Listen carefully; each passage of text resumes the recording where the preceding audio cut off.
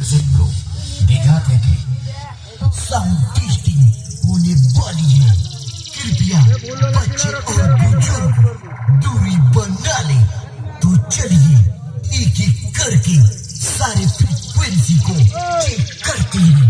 सबसे पहले high frequency check करते हैं। हाई टेस्टिंग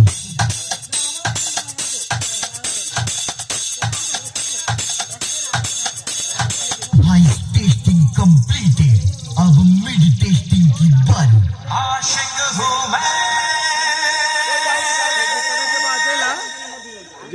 कातिल भी हूँ।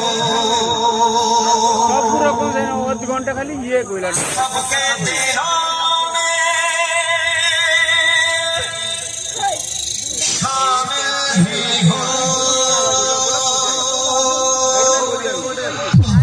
फुल परफॉर्मेंस सुनते हैं तो चलिए एक साथ शुरू करते हैं। 10, 9, 8, 7, 6, 5, 4, 3, 2, 1।